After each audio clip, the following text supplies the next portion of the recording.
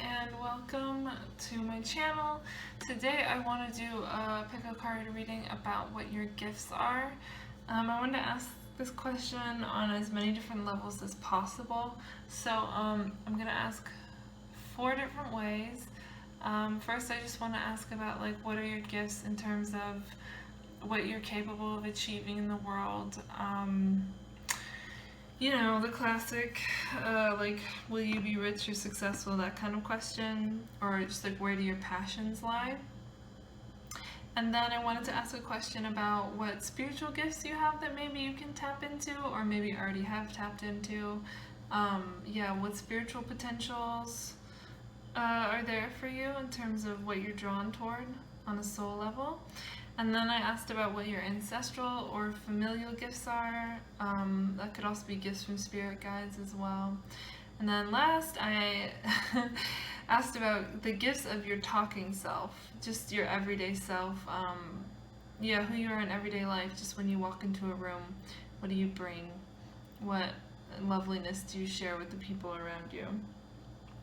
So I did 5 groups. God, I can't even remember.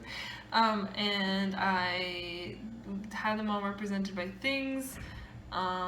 Each of them is a gift I've been given, so I thought that'd be fun. So group 1 is this little plant in this little 3-legged pot. It was a housewarming gift from my aunt. Group 2, God, do I even remember what group 2 is? Oh, yes, I do. Sorry. It's this little, oh no, please show up. It's this little cup with a face on it. This was in a free pile in my apartment building. I'm counting it as a gift. It doesn't really show up well, does it? And the 3rd gift is this beautiful antique hair clip with a parrot on it. I think it's abalone shell.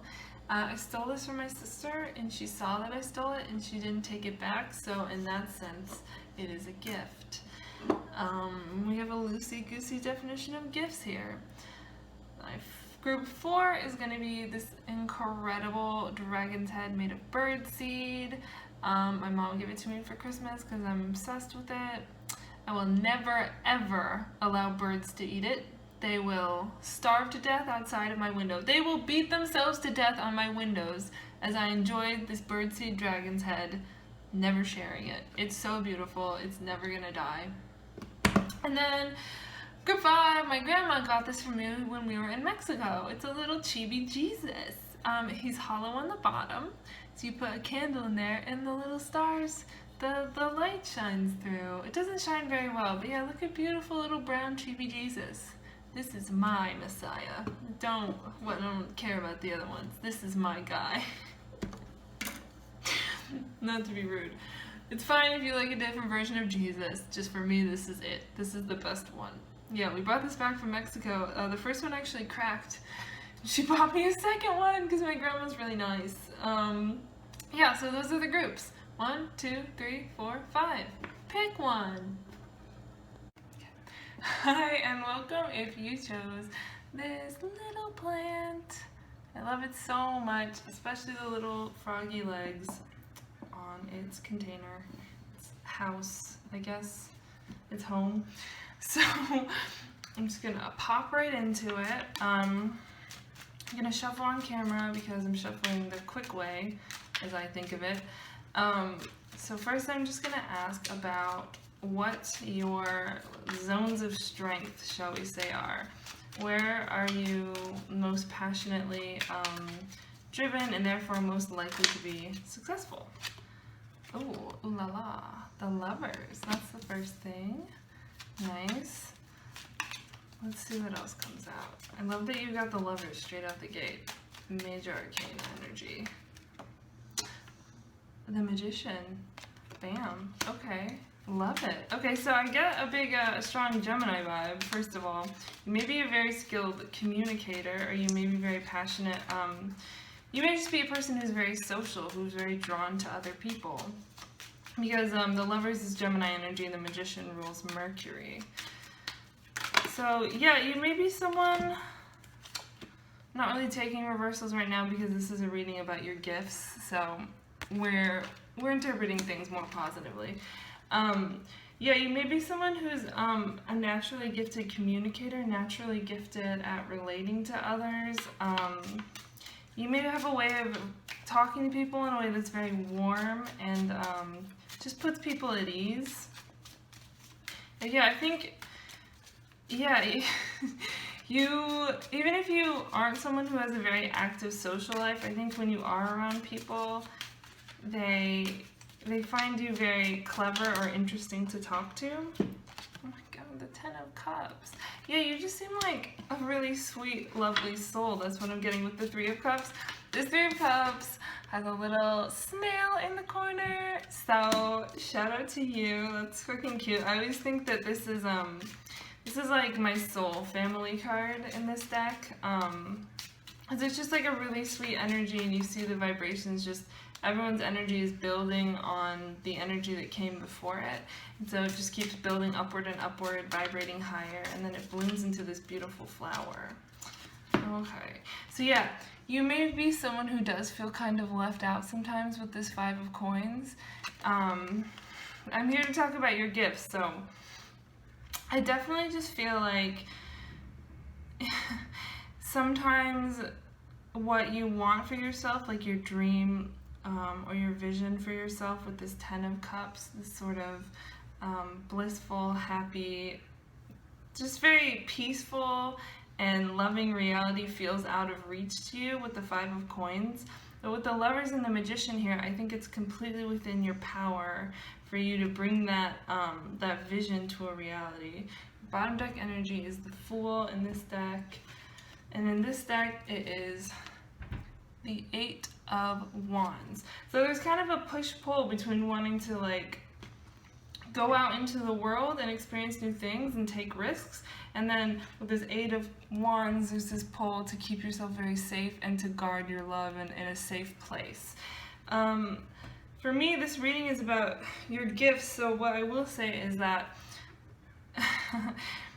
it's good that you protect yourself, it's good that you have boundaries, that can be a gift, but I also think that, yeah, in terms of what your point of strength, your position of strength is kind of when you take risks and make choices that might be kind of outside of your comfort zone to get to know people or to have new experiences, to take roads you haven't taken before.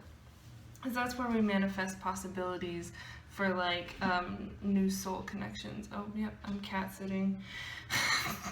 Cranberry's gonna be a special guest. Yeah, your gift is that you want things. You want things very, very much, very badly with this 5 of Coins. You feel deeply driven. You have a vision, and it's the sort of the most perfect, emotionally fulfilling, sweet, lovely, and oh my god, I'm just like her. I'm holding a cat and she's holding a cat. Oh my goodness. Okay, sorry. I don't know why that seems so cute. But maybe this is my group. I don't know. Straight out the gate. But yeah, so what I'm seeing here is that you have, with the Magician, incredible creative and manifestation potential. It's kind of just a question of aligning your mind with your actual choices in the material world. That's your sort of, if you can align your choices with what you feel intuitively and passionately drawn toward, your soul calling with this 3 of Cups, then we are more in this 10 of Cups energy. You have the power to manifest that versus 5 of Coins, where we sort of focus on what we don't have and allow that to distract us and put us in a really pessimistic mindset. So yeah, your strength is that there is a place for you out there that you're going to find. You're going to make it for yourself, and it's going to make you so happy, and it's going to be the place where you belong, and it's very fulfilling. Yeah, I didn't expect that kind of message, but yeah, that's what I see for you. Okay, so now I am going to do messages about any intuitive gifts you can unlock. So, these are like new decks. I haven't worked with them yet, so I'm really excited to see what comes out.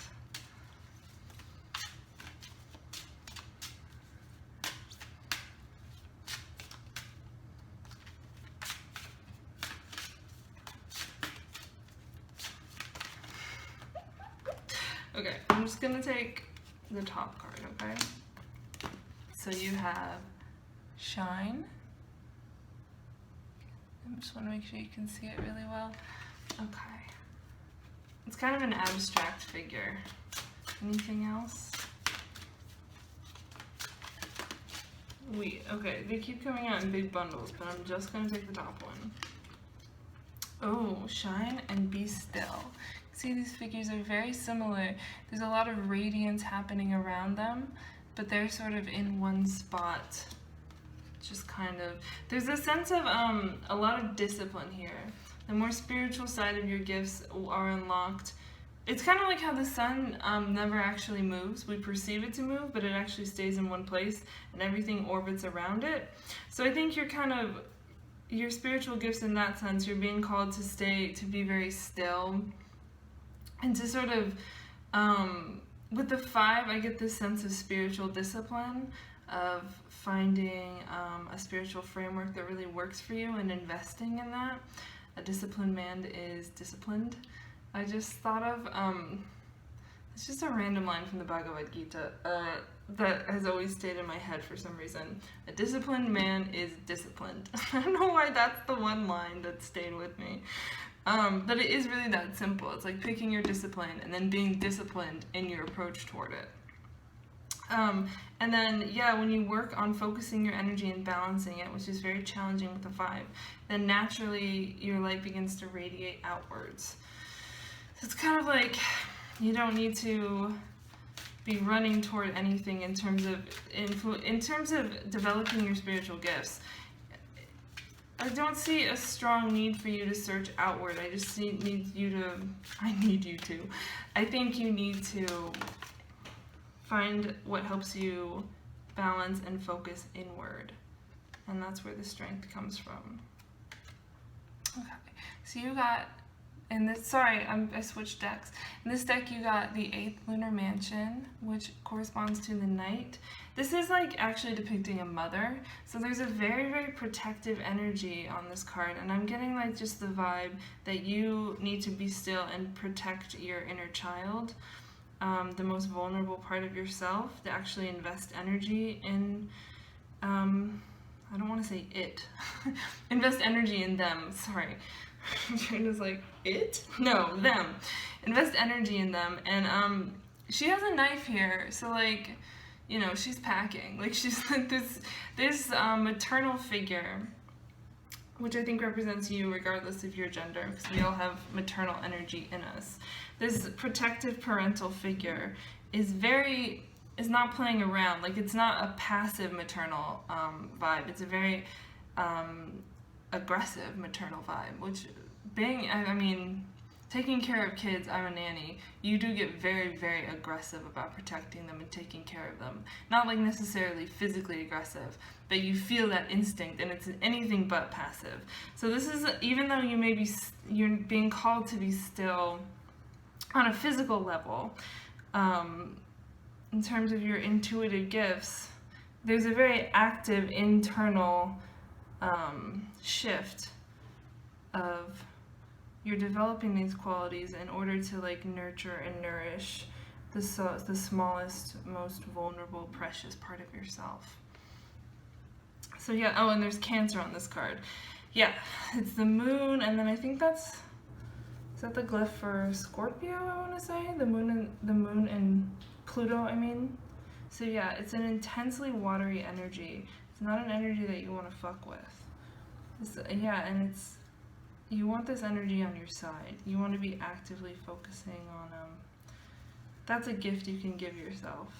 To be still, to develop, to find a routine or a ritual that works for you in terms of inner balance, and then put your energy into protecting the most vulnerable parts of yourself. And that doesn't mean protect yourself from being in lower energies of ingratitude or bemoaning bad luck or something, because ultimately that's not going to help you shine. Okay, so yeah, I then wanted to ask about any ancestral gifts you have. Just gonna pull one of these cards, I think, or allow one to drop, unless the deck decides to give me more. We'll see. Now, what is Group 1's ancestral gifts?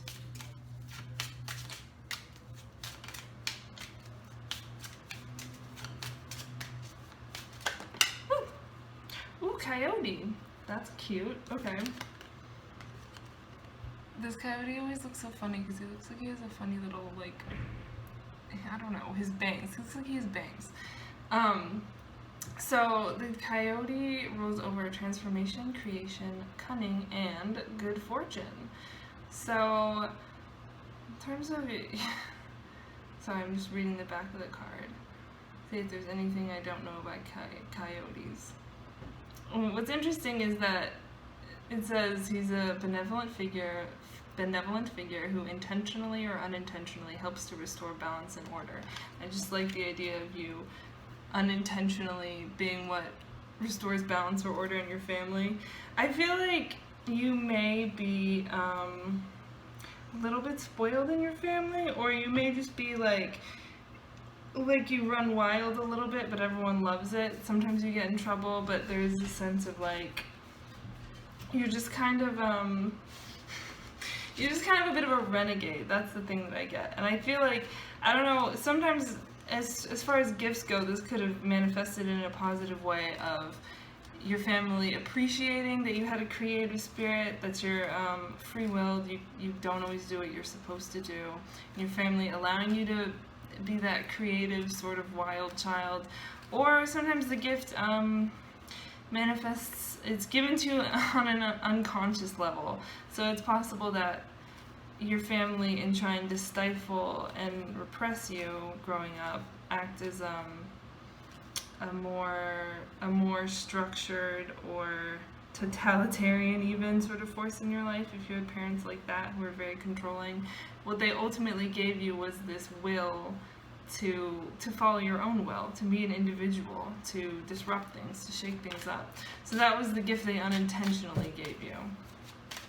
Any other, what ancestral, these gifts can be from people in your actual family. You may feel very attached to the animal coyote as well. If you feel like this is more of a spirit guide message for you, that is possible as well. Anything else? Six of Wands. Gifts from ancestors or living family. Okay. We just need a couple. So you have calling and Six of Wands, which is, I believe, radiance or joy. So I do think with this coyote, you do feel called toward getting into certain types of mischief, certain types of trouble, but it's like part of your creative energy, and it comes from a very joyful, playful, exploratory space. I'm thinking again of the Magician. I forgot to look at bottom deck energy, but I'll just look here because ooh, Devil. Ooh. So yeah, you may sort of you may have been raised in a more material focused way, I want to say. You may have been focused in a way that turned your attention more on the outside world. With the Devil showing up as your ancestors, you may have a difficult relationship with your family. They may be a point of conflict for you, or they may sometimes make you feel out of balance or ashamed, and this isn't necessarily something that they're doing on purpose. I think sometimes families can just be really difficult. With that being bottom deck energy, I think there is kind of a shadow element to your relationship with your family, but that you were given that kind of relationship so you could learn certain lessons about what your actual values are, because the Devil can be sort of what we falsely or mistakenly value before we've learned certain karmic lessons. So certain experiences you have with your family may have been opportunities for you to just understand your own values better. With the Lover's card, the Lover's card can also be an expression of what we value, because it represents the types of choices we make, the things that we're drawn toward. Yeah, back to calling and radiance. I get there's just this feeling that as far as your spirit guides go, the gifts they give you is that they call you, the things that you feel most joyful and excited about, not necessarily material things, because this is the Six of Wands, but those things are calling to you, they're given to you in the form of a passion or a really strong interest, because it helps you develop some kind of transformative, creative coyote potential in you. So yeah, the coyote is kind of a wily animal who goes about things in a sideways manner. You know, it's not, coyote doesn't have a straightforward energy, and I think you're not supposed to either. Sometimes we take the long way to get where we need to go, and that's fine. With the devil, sometimes we make big mistakes. We invest in the wrong things in a big way. But that's fine, because it's all in service of you understanding what actually brings you joy and what your soul actually is calling out for. And then yeah, I just wanted to what are the gifts of your talking self? Just your everyday self, your ego. What are your natural gifts? This deck is so hard for me to shuffle. Oh my god. Eternal Child. Oh, I love that card. That's sweet. Okay. Oh, nice. And Seeker. This definitely reminds me of Coyote, because Coyote was always sneaking off and stealing things, bringing light to humanity. So yeah, as far as your talking self, you seem to actually be quite a spiritual person in your everyday life. Like, I don't know if you have gone through really big devil experiences where, I don't know, you really, really invested in something that ended up bringing you a lot of pain or confusion. But there's this, yeah, I'm seeing this child reaching out toward a butterfly. There's this sense of just being naturally renewed, naturally renewing your own energy, of being in a cycle of growth, of always sort of reaching toward the sun with these sunflowers. So yeah, I think you do have a really light, playful, mischievous spirit, and I think that is a gift. I also see the Magician here. I think you're a very playful, clever, silly, fun person.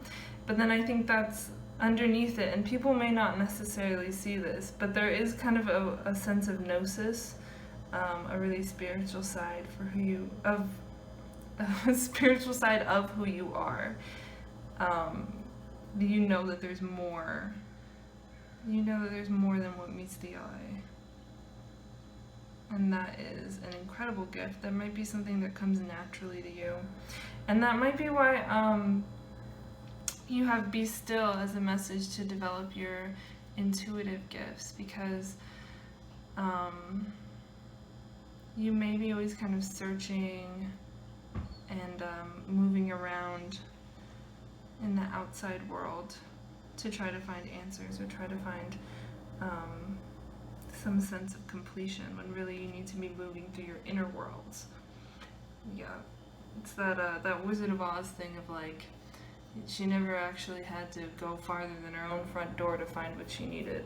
But then of course she wouldn't have known that if she hadn't left and gone all over the world. So right now I just think you're in a phase of you're being called to be still and focus your energy very internally, and protect yourself and balance your energy and take good care of yourself. Any more messages about their talking everyday self? Bro, no. I don't want 3. I would like 1. Please, please. 2 is my limit. These cards are so big. Yeah, go ahead. Sneak out. Sneak out of there. Oh. Self-respect. That's a great strength to have. My goodness. Good for you. So yeah, again, I keep thinking of that Devil card. Yeah, I think, and this person is also walking. This person's also going on a journey. So yeah, you aren't afraid, like when there's no love at the table, you get up and leave. And that is a great, you expect reciprocity with the lovers. Yeah, you expect balance in your relationships with other people. You know that's what you deserve. And that's an incredible strength to have. That's one of the best things you can have in your back pocket, because any situation you get mixed up in, it's very, very powerful to be able to say to yourself immediately, this isn't right for me, I want something different than this, or I deserve better than this. That can be hard for some people to immediately tap into that energy, and so it's nice that you know when to close the door on certain situations, because they don't, this self-protective energy. You have some inner parental figure who's like, no, that is not for you. Sometimes this may feel like a weakness. It feels like you, this inner parental figure is like holding you back from seeking some new experiences, having fun. But ultimately, anything that your self-respect holds you back from doing is not genuinely a lost opportunity. Like that's, like if your self-respect is telling you that something feels wrong, then you're not really missing out on that situation. That situation is not for you. There are better choices and options out there. Yeah, so these are the gifts that I'm seeing for you. I hope you enjoyed that reading. It's very, very fun to do. Thank you very much for watching. Hi and welcome. If you chose this beautiful little cup that I keep my bobby pins and headbands in, I'm gonna put it right there. It's kind of in the way. There. Alright, here's your reading. So first we are going to ask about, gifts that come from passion. Okay, that's an interesting start. I definitely feel like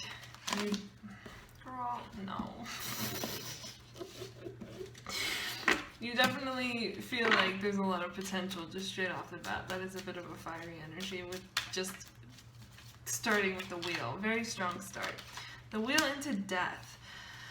Oh, okay, so yeah, big creative potential, but can we be more specific about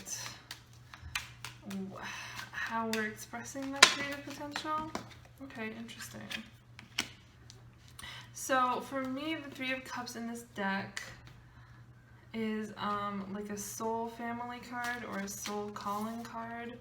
Did I show you the cards? I can't remember already. There's the wheel, death, and the Three of Cups with a beautiful little snail. Do you see the snail? It's right there. Lovely. So maybe, I think one of your gifts might be your transformative energy. The first thing I think of with death, of course, is Scorpio. The Wheel of Fortune, I believe, is Jupiter. And then this card corresponds to Cancer. But yeah, it's really Scorpio energy that pops out at me in a big way. Really big transformative energy. And it comes from a very spiritual, simple place. Again, you got the Six of Cups and then the Three of Cups, which in this deck is a very soul-oriented card for me. So I feel like in terms of your gifts, your passions, what you can achieve, the Empress. And it all comes from a very, very spiritual, soul-oriented place. With the wheel, it feels a little bit divinely, sorry, not quite ordained, but sort of like, it feels like there's big potential for, for some high level of worldly achievement. But it's not just worldly achievement. There's a very transformative and soul-driven energy to it with these three water cards. With the Empress here, it's telling me that you are really, really creatively gifted. This isn't resonating for some of you. The Empress in this deck is a really, really humble energy. You can see here she's got her knitting needles. She is a very here's your bottom. Your bottom deck energy is the Three of Swords. Okay, I'll get to that in a second. But yeah, she's knitting, so the way that you express your creativity may not be in an arena that's outwardly impressive to other people.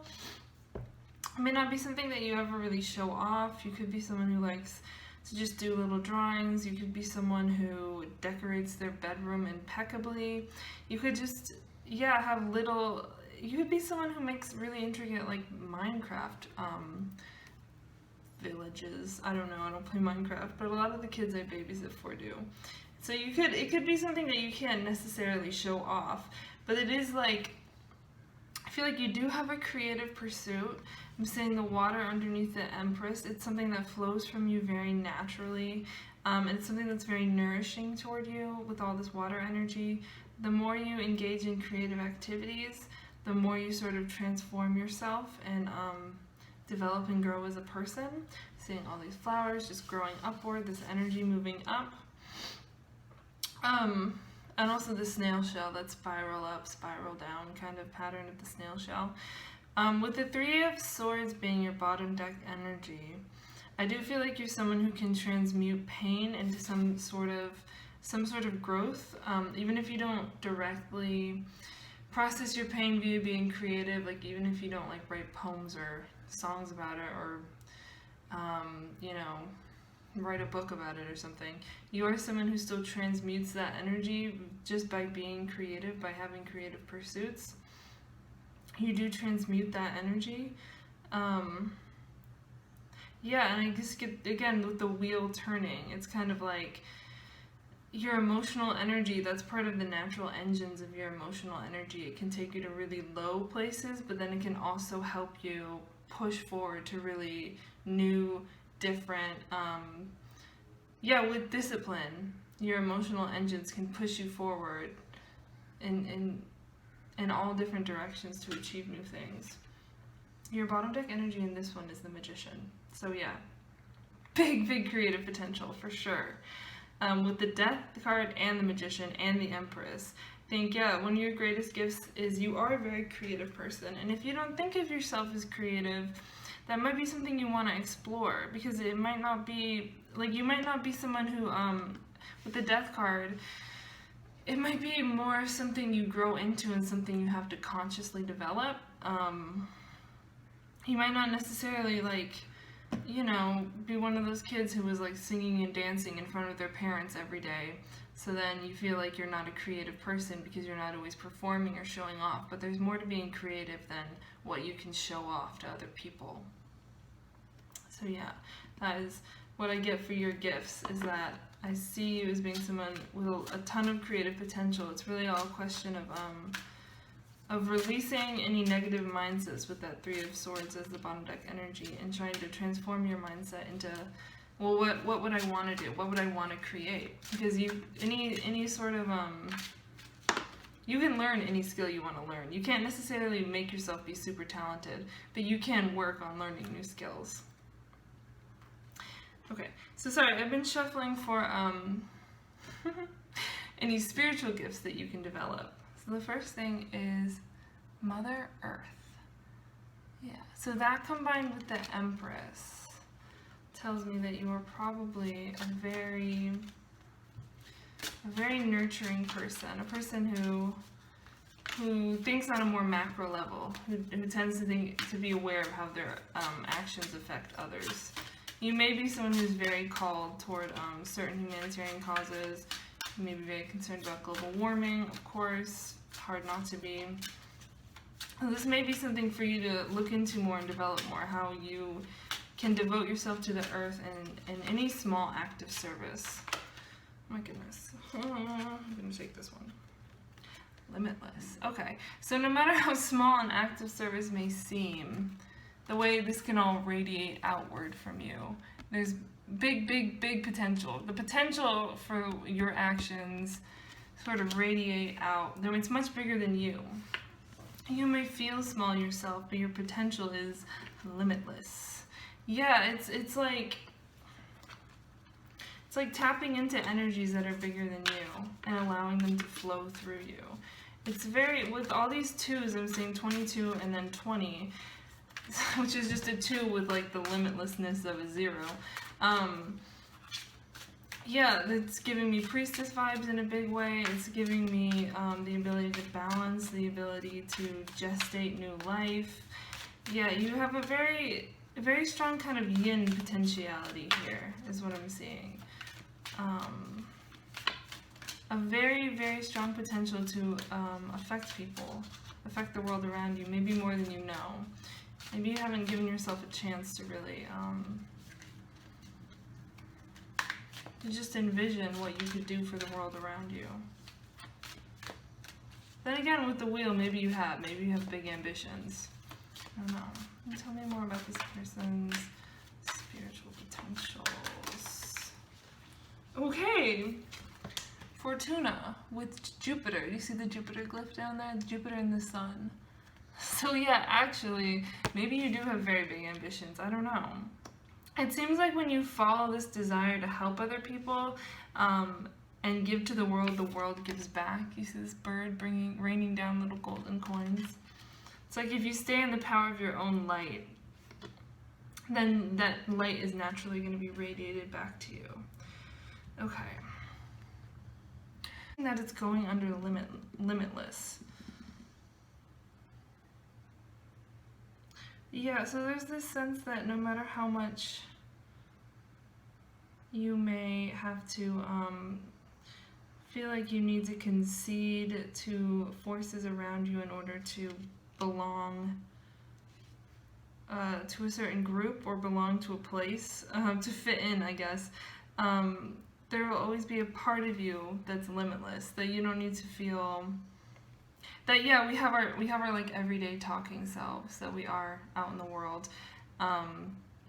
We don't necessarily bring our full spiritual potential to every single situation that we're in, but there's just this sense of yeah, with all these twos, it's like on a deep level. You don't need to shout about it, you don't need to prove anything. But on a deep emotional level, you know you have the spiritual wisdom, the intuition, and you can allow yourself to be, I don't know, I think it's like a message telling you to be flexible about how you relate to other people and how you communicate with them.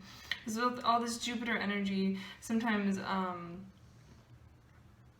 our let's say this in a way that doesn't sound rude, but our ego has trouble communicating with other people because it just kind of blocks us from being able to relate to their viewpoint or be sort of flexible about our own beliefs. But there's this sense that like you can maintain an outer flexibility when you communicate with people. This is an air moon. It's just not being really aggressive or needing other people to fully accept or understand your beliefs, because we know that underneath it all that you have these really strong like psychic connections with forces bigger than yourself. Yeah. And so there's just kind of like this balance between an internal sense of limitlessness and then also an ability to communicate with others in a way that's very balanced and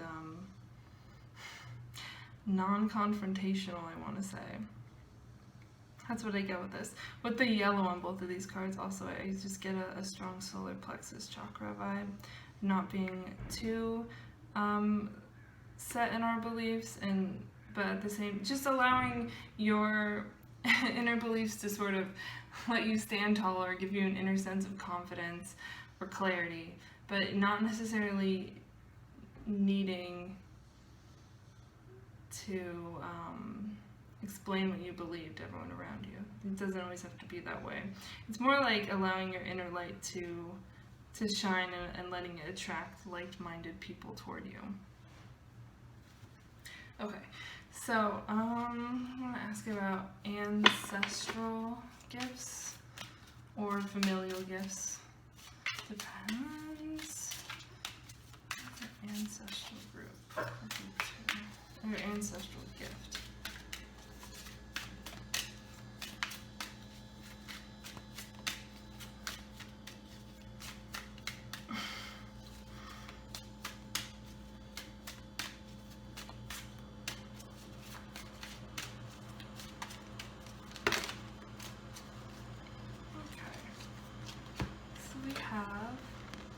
Dog.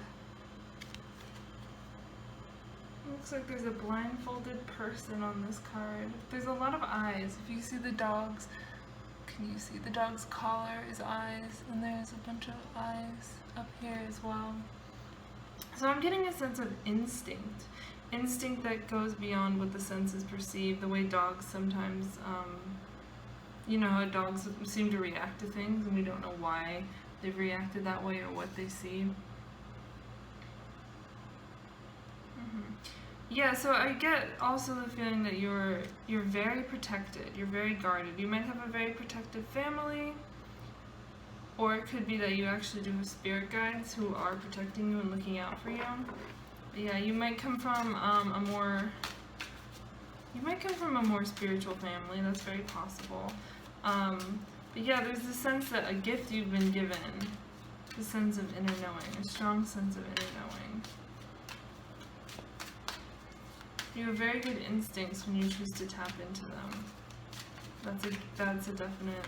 I don't know. That might come. You may come from a family where you have a few witches up in the family tree. Oh, excuse me, cranberry.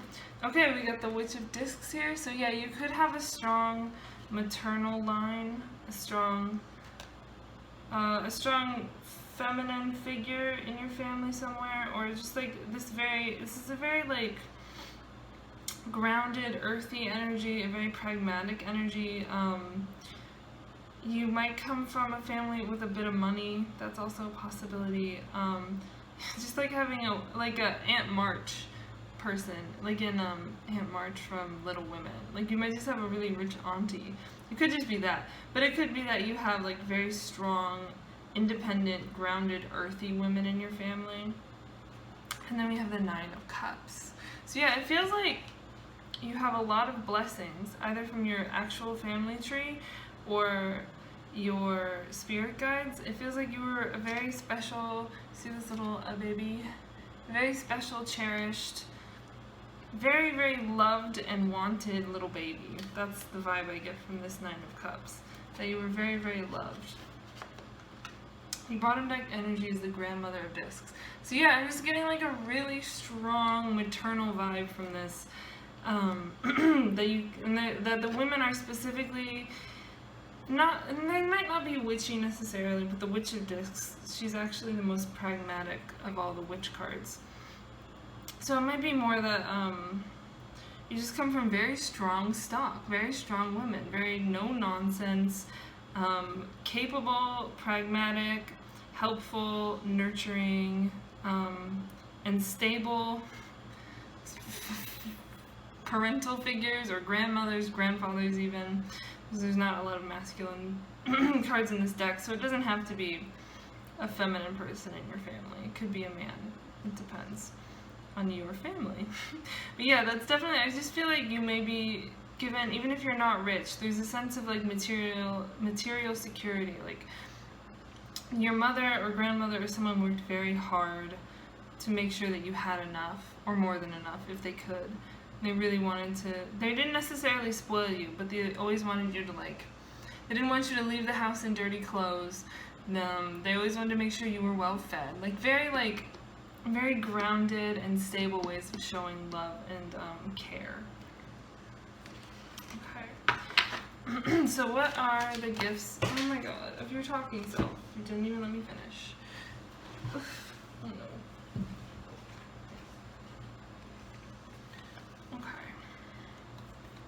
Oh my girl, what the hell? This is interesting. I do wonder if this was a warning that maybe sometimes you concede too much to other people. A warning against that. I wasn't going to take reversals because it's a reading about your gifts and everything. This almost feels like now it should have been reversed. Because, so we have beggar, gambler, and addict all together. So you may in the past, I'm now revising this interpretation, sorry, I should have seen it in the beginning, I guess, but I was just trying to be positive. Sometimes gifts come in weird and not necessarily attractive packages. But yeah, so in the past maybe you have allowed other people in situations to make you believe that you are limited, that you aren't limitless, that you aren't, you know, a limitless soul with connections to the divine that can never be severed. Maybe come across this lesson before of conceding our power or conceding our potential towards situations that left us feeling very weak or out of control, or just not in our highest vibration, I suppose. Yeah, you may have definitely felt very indebted to people in the past. You may have engaged in more risky behaviors. You may have come from a background that, even if it wasn't materially secure, it felt like there was something missing, so you went and looked for whatever was missing in situations that ended up being really disempowering, that ended up sort of putting you at risk, either physically or emotionally. I feel like you are more in touch with your shadow elements than, say, the average person. Like, you may have been in situations where you really don't feel good about. I'm seeing that this person is covering their eyes and this person is blindfolded. So there is a sense that, like, you've learned from your own blindness. You've learned from situations where you felt like you purposefully moved in the wrong direction because it was, I don't know, because it was exciting or because it was easy.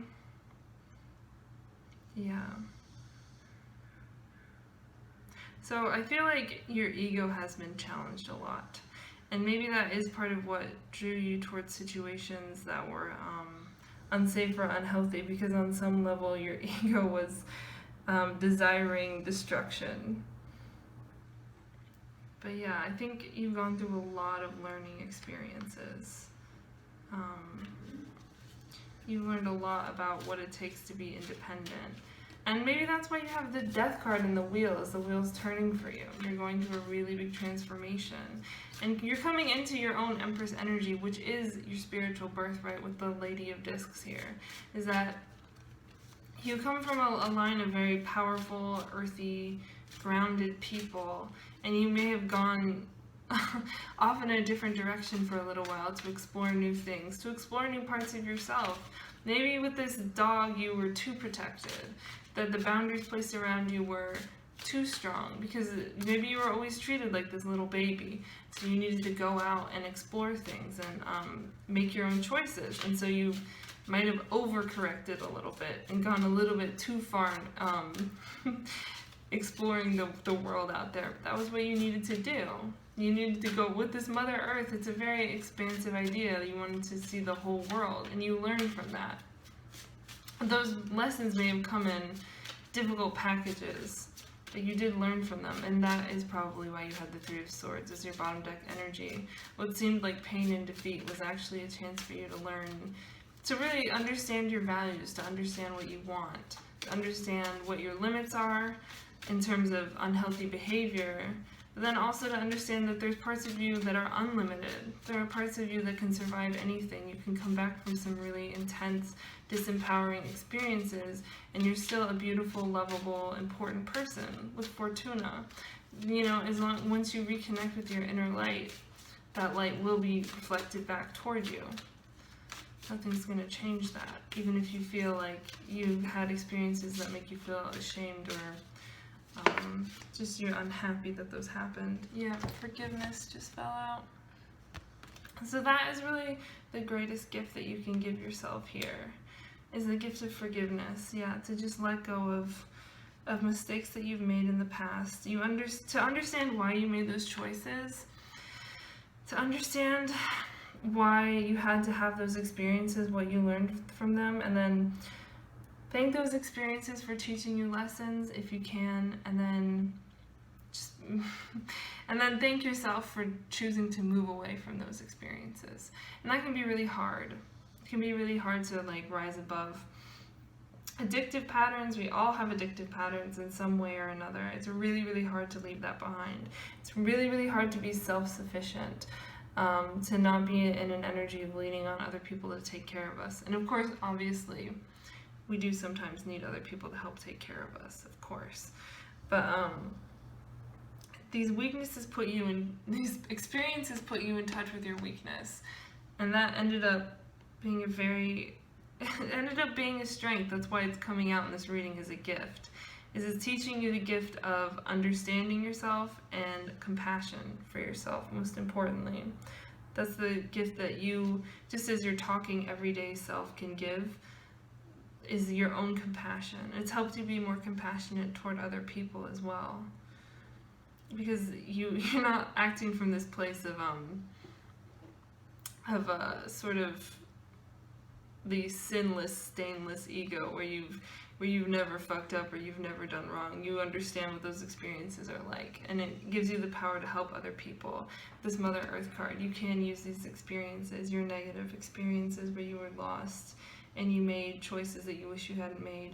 You can use that to guide others, for sure. It's kind of like, transmuting lead into gold. That's what's here. I think that's why you had the Magician as your bottom deck energy as well. There is that transmutation potential underlying everything. So that is the reading I have for you. I hope you enjoyed it. And I hope it resonated, because it got quite specific as well, didn't it? If this wasn't your reading, then I don't know, maybe try a different group or a different reader. I don't know. Anyways, bye. Hi, welcome if you chose this beautiful antique parrot hair clip. So we're asking about what your gifts are. Your gifts of passion. So we start with the Strength card, just out the gate. That's great energy to start with. So you probably are a very passionate person. We have the Eight of Cups reversed. And the Six of Swords reversed. So I'm not super concerned with reversals, really. This is asking about your gifts, so... Oh, Justice. So high-key balancing energy, for sure. These cards, this deck kind of mixes Justice and Strength, I think on purpose. So if you look, there's a line on the Strength card, and then the Justice card isn't as there's a line on the Justice card, and then the Strength card isn't overtly aligned with the Justice card, but just the fact that she's balancing. There does seem to be, seems like the creator blended the meanings of the card a little bit, since there's always been this kind of dispute over whether or not Justice and Strength, which one's 8 and which one's 11. But yeah, so for you, I definitely feel like those energies are very blended. Like your Strength is in... You may not feel like you have this ability yet, but your ability to balance things, your ability to build up your inner reserves of strength, your ability to sort of exist within the jaws of the beast and keep your cool. With the Eight of Cups, it feels like you're not afraid to kind of go against the grain, to move toward things that you feel genuinely called toward, even if the process isn't easy. You're not afraid to listen to your own inner guidance. With the Ace of with the Ace of Coins, I think you're someone with a lot of you have a pragmatic you have a very pragmatic, methodical approach to things. You balance your own energy and you move from there. I don't think you let your emotions overwhelm you too much. That seems to be a strength. When you're passionate about something, when you have a little door you want to go through, you're not super deterred by obstacles such as the door being too small or you being too big. You recognize opportunities for what they are. And you don't rush toward them. With the Six of Swords, I don't see you going off running right away. You don't drop everything to go after it. You balance your own energy. You focus on the growth that you need to do to be ready for this opportunity, so that when you manifest it, it manifests as not just an ace, but the Ace of Coins, which is the most physical, solid, grounded ace that you can possibly have. The most promising of all the aces, the most material. Yeah, and with this Knight of Oysters, yeah, it's definitely not about rushing.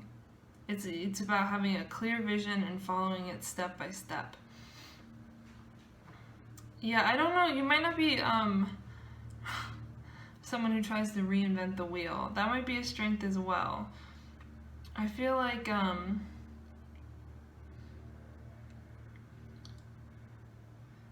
yeah. Yeah, with the Eight of Cups being reversed, you actually might be quite a traditionalist, actually. Because with this card, I usually think of somebody of like not letting tradition hold you back with this Doric column. But with this, I feel like you don't feel the need to reinvent the wheel. You feel like you can be successful in traditional ways, along traditional pathways. You're very patient, you master yourself, you master your own energy. And you move forward at the right time. You don't move forward impetuously. You're the type of person who wants to avoid false starts, is like the sense that I get. It is done and done well. A little bit of Emperor energy with that. Okay, so let's look at your spiritual potentialities. What are areas where they can, sacred journey. So yeah, I definitely feel like that's calling you to honor your process, honor how long it takes. The fact that the Six of Swords showed up maybe shows that sometimes you're frustrated when you can't move or move quickly towards something. You feel like you have to stay in one place, even though it's a little bit painful with this foot balancing on these swords. But you can do it. You're a balancer, and your strength, if you can recognize that these difficult periods are all part of your journey, they're all part of your growth. With the strength and justice here, I feel like that is something you can understand pretty naturally. Then that puts you in a position of strength. I'm trying not to use the word strength like every other sentence. But yeah, as far as a gift is, it's like understanding that each step on your journey is important, is sacred, and is part of your growth. Anything else?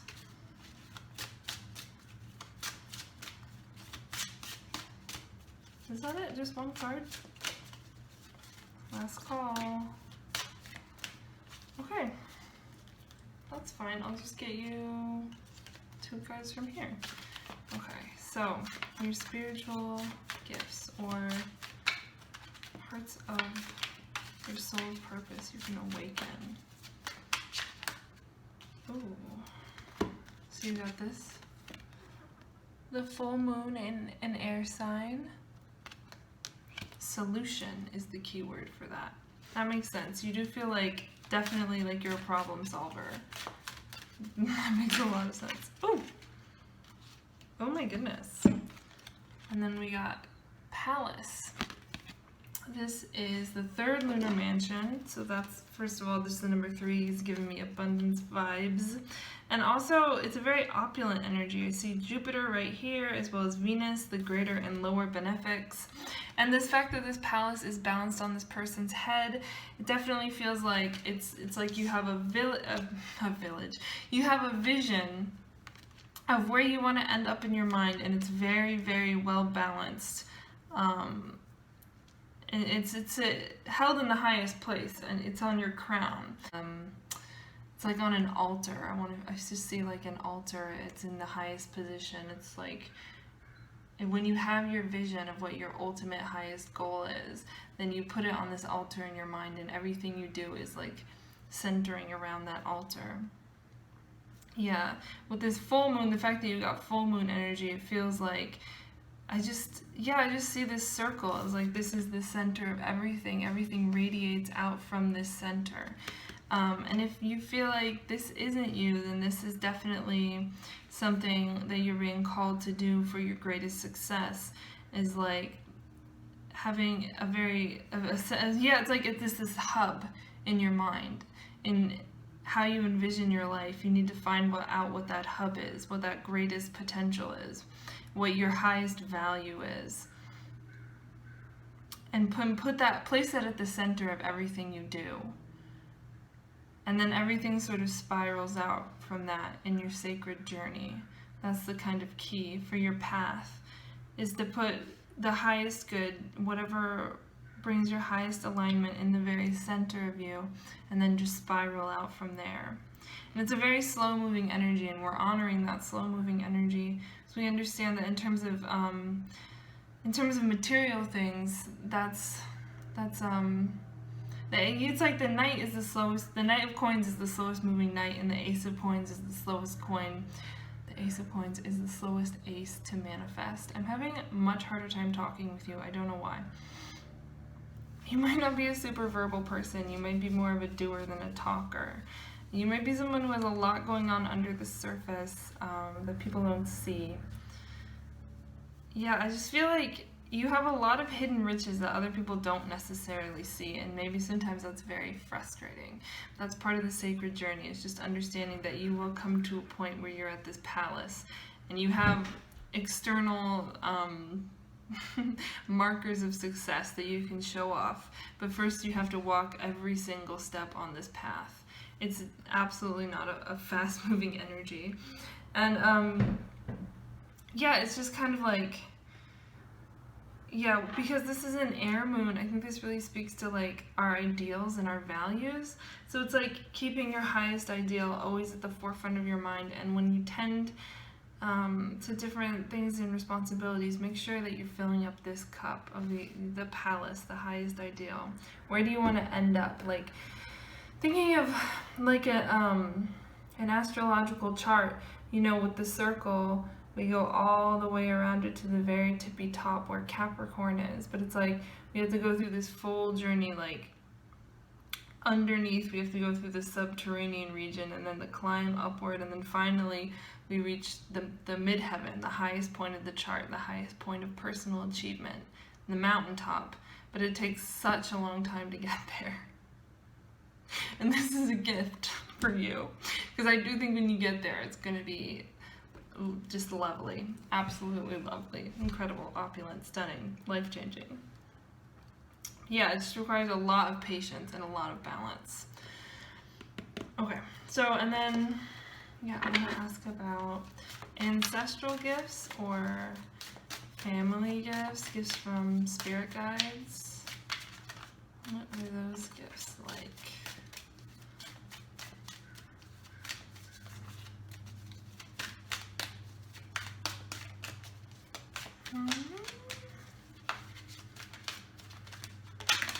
Ooh, the Two of Cups. That's beautiful. I feel like you might have a spirit guide who really wants to collaborate with you. Yeah. Oh, we have the Witch of Discs in reverse. So you might not feel like you had a lot to inherit from your physical family, your world family. It may feel that way. Oh, that came out fast. Oh my goodness. The elephant. Okay, so yeah, with the Witch of Discs reversed. Okay, yeah, I have to focus. I feel like you may not have, either you didn't have much to inherit from your physical family or your worldly family, or it felt like they just took care of you on a material level and not so much on an emotional level. But I do feel like with the Two of Cups, there absolutely is somewhere out there, either someone in your family you feel like really understands you, really nurtures you, really sees you. I feel like a sibling maybe. It feels like a peer also. Or it does feel like there could be a spirit out there who specifically wants to collaborate with you, who wants to guide you. It could also be your higher self, actually. I definitely get higher self vibes from this. There's this feeling of just perfect balance and harmony between these two. Oh, the elephant, this is really resonating off of the Palace card for me, because you can see, oh, will you please focus? I don't know if it's going to properly focus, but there's a whole palace on this elephant's back. And so I do feel like there's a lot of wisdom out there for you. I don't know if you resonate with elephants or not, but there is a lot of wisdom out there for you. it might not come from your family. It might be something that comes more from a guide or a mentor. You may have felt kind of isolated by the material situation you were born out of, but that was to help you develop the more spiritual side of yourself. Yeah, I just see this person on the elephant is like looking off toward, it looks like the moon, but the moon's actually over there. This person is like looking off at a little planet, a planet that looks like Earth. So I feel like, yeah, I feel like there's a big sense of loneliness, of isolation, of being really, really far away from other people. This may or may not be because of your family, but it does feel like that those times where you may have felt really isolated were intended for you to enhance your spiritual wisdom, your inner gnosis, and build up kind of your mind palace or whatever. Is that from something? I hope not. Build up, yeah, your sense of spiritual knowing, of your own inner spiritual wisdom and riches. So, and that was, yeah, those were times you were called to collaborate with your higher self, almost.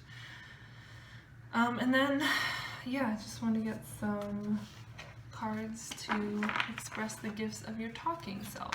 So just your everyday, egoic mind we bring to every single situation. What are the gifts of that? Oh my goodness. Oh, so this is fun. We have Lover. And then we have Avenger. Ooh la la. So yeah, this is a great, I just love this balance. You seem like there's such a focus on balance and duality here for me, because you had strength and then you had justice together. You have the Two of Cups here for sort of like this relationship you have either with a guide or your higher self.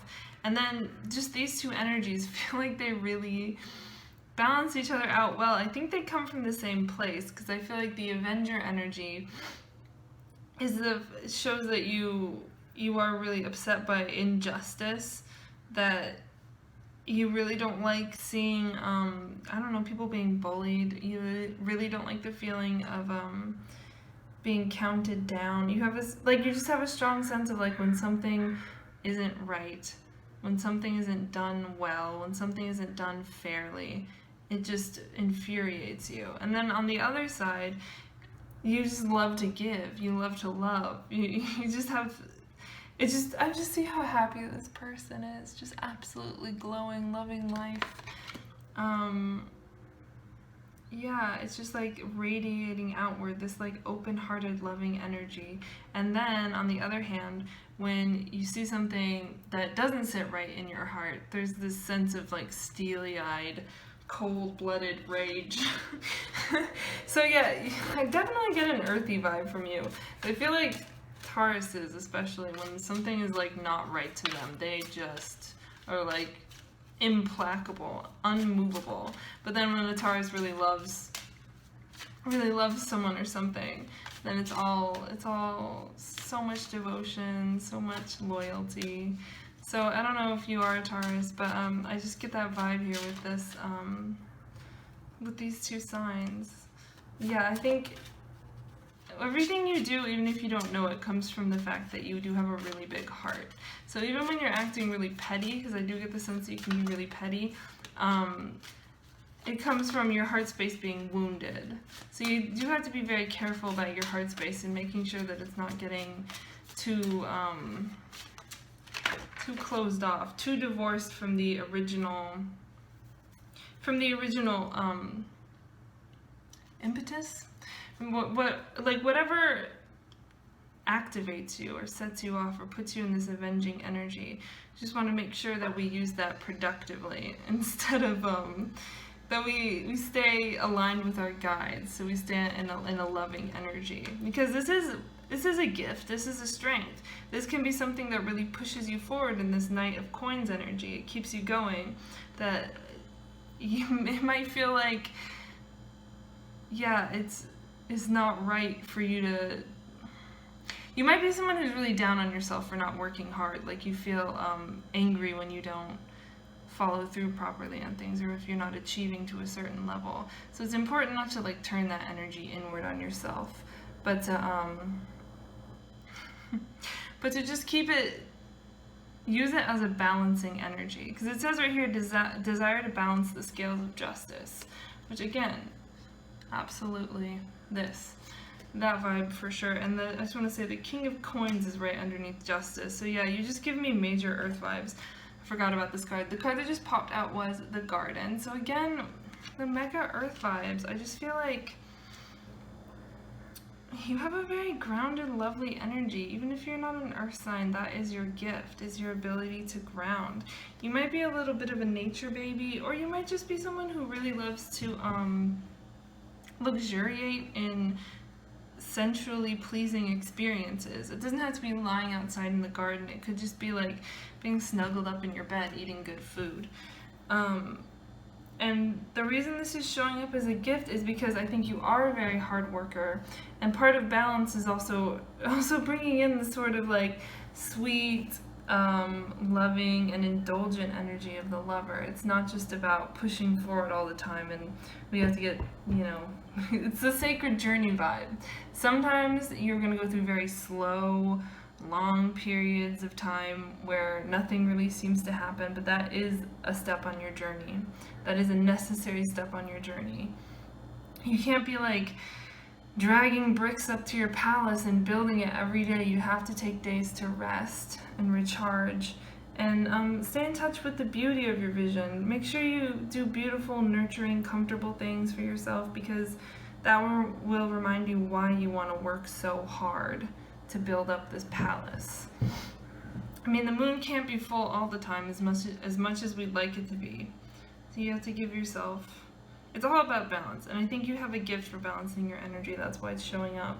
Whether or not you feel that way, it may be a gift you have to take more time to develop, to balance the different sides of yourself. But ultimately, yeah, for you it's all about balance. I'm seeing 26.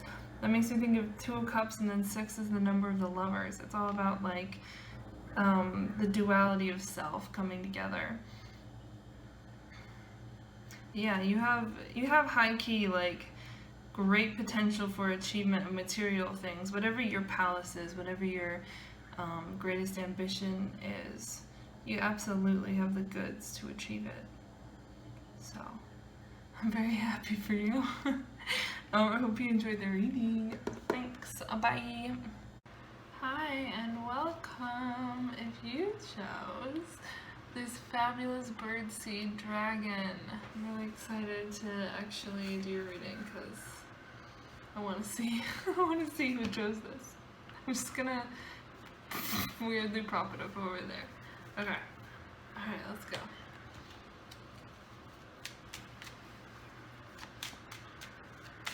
And we're asking, what are your gifts? Woo! Okay, that's kind of a lot. We'll take the top one. The Hermit, straight out the gate. This Hermit's like really vibing. He's got a lot of friends for a Hermit, actually. Oh my goodness, lovely you, Queen of Cups. Okay, any other, ooh, okay. She was like, yes, I have more to say. Bottom deck energy is the Hanged Man in the reverse. Okay. So we have the 2 of Cups and the 8 of Wands. Okay. So, the first thing I'm saying as far as your gifts is that I feel like you have a lot to teach people, a lot to show them. You may be more on the shy side, on the reserved side. You may have trouble believing that you have a lot to teach others. Judgment and the Emperor just came out, so yeah, you do have a lot that you could teach others, for sure. First of all, yeah, so the Queen of Cups, yeah, I see it because on this deck she's pregnant. You see she's gestating something absolutely lovely. I feel like you spend a lot of time in solitude, sort of gestating, discovering things, thinking about things, coming up with ideas. And both of these cards are covered in leaves as well. He's covered in leaves here, and then she has leaves on her crown. So I think it's natural and healthy for you to spend a lot of time on your own to organize your thoughts, to think about things.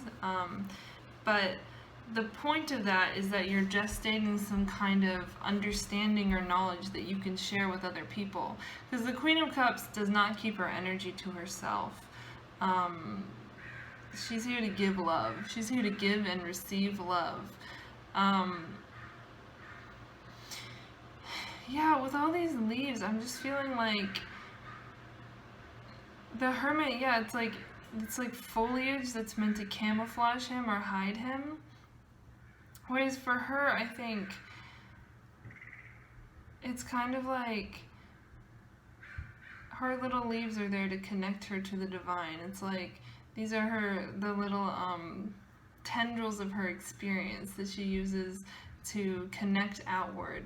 She has leaves on her crown, but she also has like flowers growing out of her.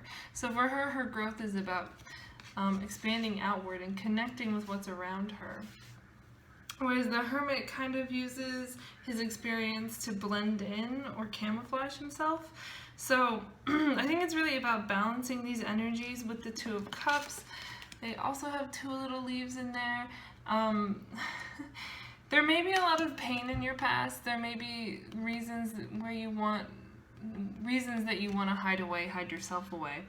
But really, with the skull on the top of this tower instead of underground, it's kind of telling me that, like, your negative experiences give you foresight. In the end, they are the only form of protection that you need. You don't need to put yourself in a tower and hide away in it. You don't need to go out into the woods and live by yourself. This may be part of your process, part of your strength, but I'm seeing that there needs to be a strong balance between withdrawing into yourself and processing your experiences, and then going out into the world of others and relating with them and sharing what you feel and what you know with them. You might need people more than you know, is definitely what I feel like. Maybe that's why you feel like you have to withdraw so much, because in the end you are a very emotional person. With Judgment and the Emperor being here, though, I feel like there's a strong mix of receptive, nurturing energy, and then more assertive. I don't even know how to describe this Emperor. This Emperor isn't like necessarily dominant, but he's Cheshire Cat is someone who does what he wants, goes where he wants, moves on his own schedule. So I feel like a great strength is that you are not necessarily beholden to other people's ways of doing things, other people's beliefs. I can see that with this dragon as well. I feel like, I don't know, dragons are like the original bad bitches, aren't they? They just do their own thing. I feel like you don't answer to anyone else's judgment but your own. And you may just have, because you spend so much time in your hermit energy thinking about clarifying your own beliefs and your own values, you may be able to look at other situations and be like, no, that's not for me. I know that's not, I would never do that. That's not what I want for myself. Which can be a great strength to have. The Emperor definitely knows himself. He's put in the time to really, to just understand how he wants to live, how he wants to do things. He's not living by anybody else's playbook. So yeah, there's a strong sense of knowing oneself, of taking the time to grow whatever you're most passionate about, putting the energy into what really matters toward you with the Queen of Cups. She's not wasting her energy on things that aren't for her, that's for sure. Yeah, and yeah, it feels like at your best. There's a healthy balance between spending time with other people and then also having healthy boundaries. Yeah. Okay, so let's look at what some of your spiritual gifts might be.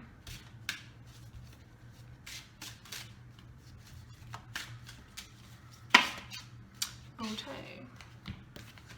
You got 3? Okay, fine. I'll allow it.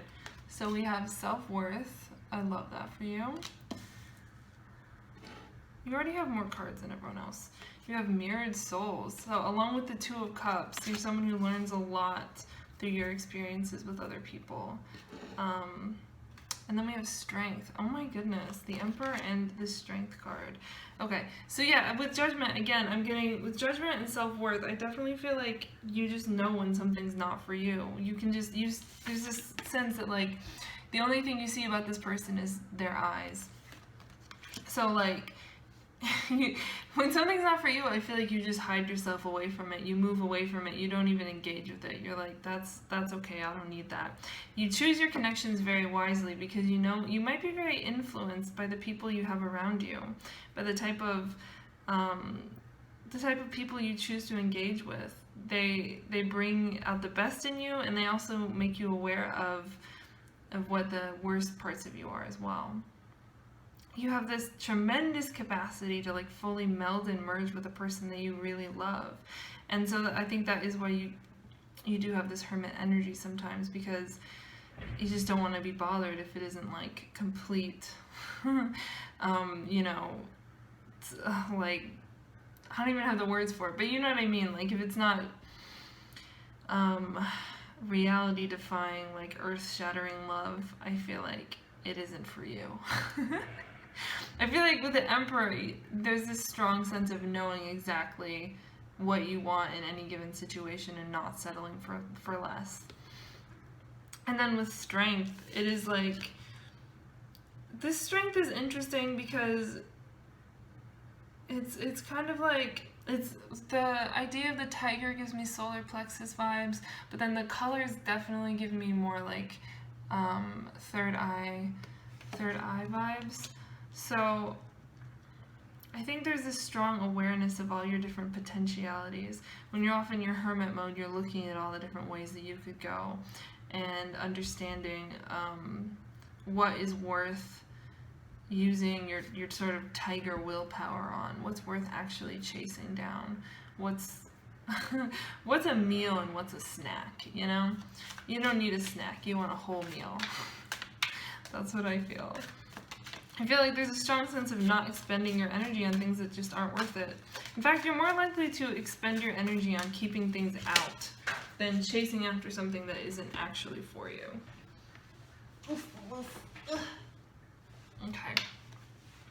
Okay, so you got the waning water moon. Okay, and you see the keyword there is disillusion. So yeah, I think you may, especially in terms of with relationships, in the past, you may have experienced strong feelings of disillusionment. I'm just looking at on this card how one person has their eyes open and one person has their eyes closed. You may have gotten into situations in the past that sort of challenged your self-worth, or you feel like maybe you compromised your self-worth, and maybe that's why now you are really not willing to do that. And that the reason that's showing up as a strength is because obviously, especially if you're more drawn to like with the Two of Cups and Mirrored Souls, if you're more drawn to like more Neptunian, I want to say just like very mystical,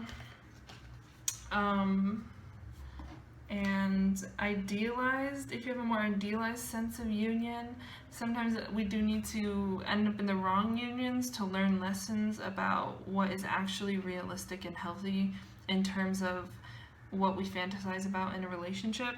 So I feel like you are a very romantic, loving person with the Queen of Cups and the Two of Cups.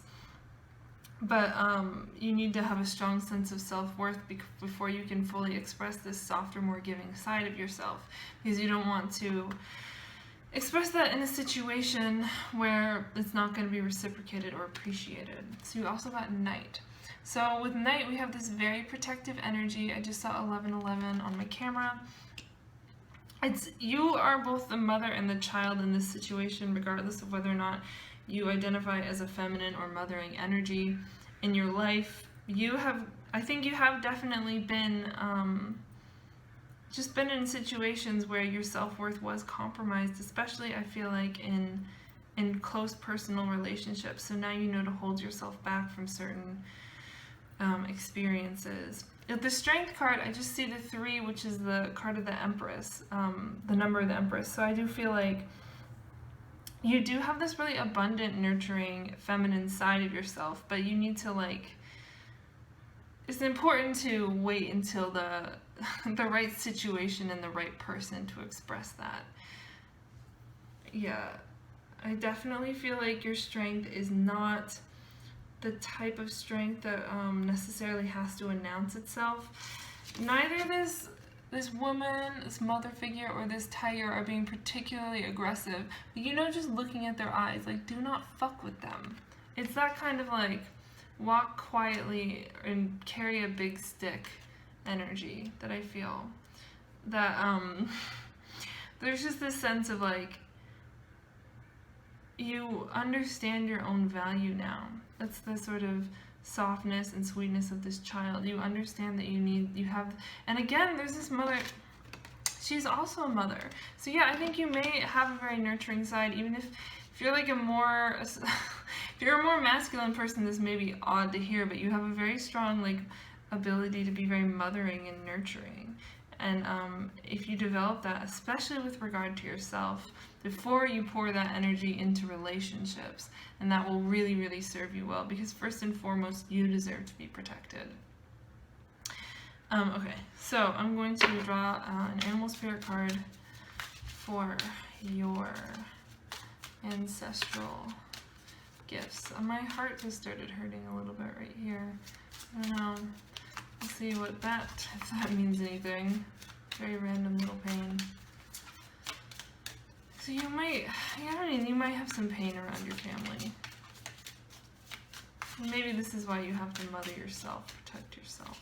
I don't know.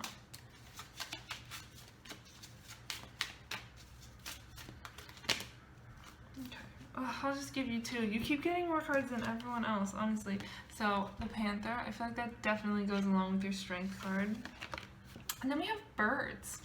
So, yeah, there's just like a very dual-natured feeling to this. I'm just seeing if... okay, so the Black Panther represents dark energies and rebirth.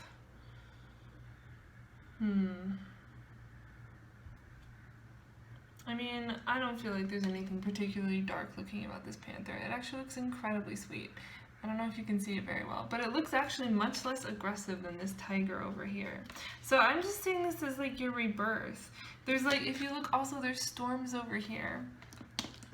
And there's storms on this card. So I think a lot of your power that you sort of project comes from needing to protect yourself from big storms that have threatened you in the past. I think, yeah, there's a part of you that's very powerful and maybe more imposing, that needs to assert itself, that needs to assert its self-worth. And then there's a part of you that kind of wants to just fly away, like this light, yeah, this part that wants to transcend, that just wants to rise above everything. I was asking you about your ancestral gifts, I just got totally...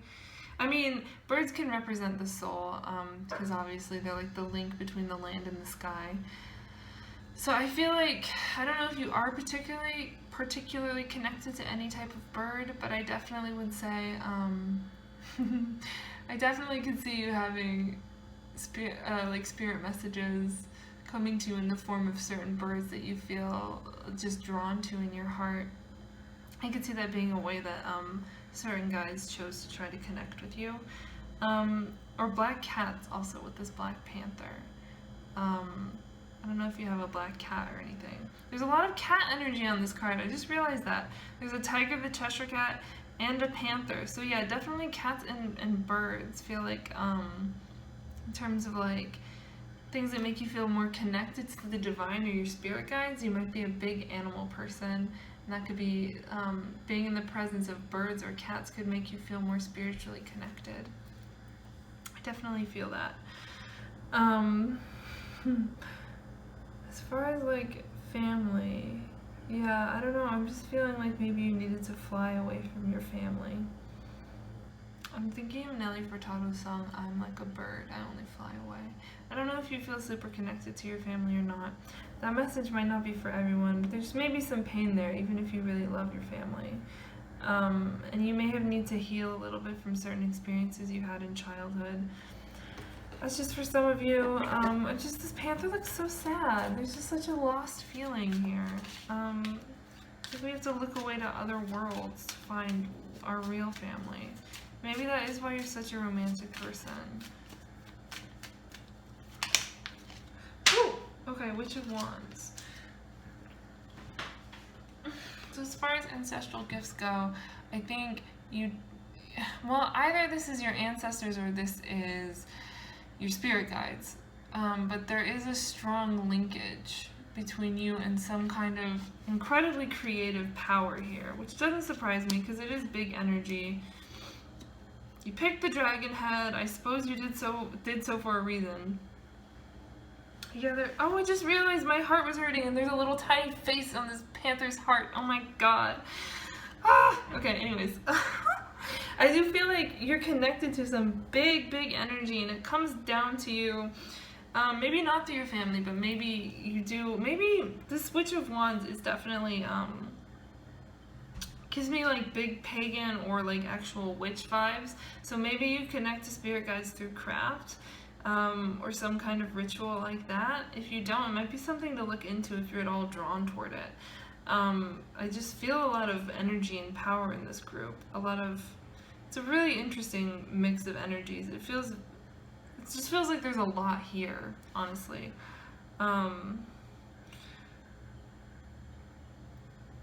Yeah, I just think there's a lot of potential for you. It's like you're very changeable. You could be anything. The fact that you pulled the birds card and not a specific bird, but just like birds in general, it feels like you can take a lot of different shapes. And I don't know if that's something you feel about yourself, but I just feel like it's a potential within you. And I think it's something your spirit guides want you to know, that you're really, really powerful. You have potential to shape reality the way you want it to be. You just have big energy here. Okay, right, and then just the gifts of your talking self, who you are in everyday life. What are your gifts?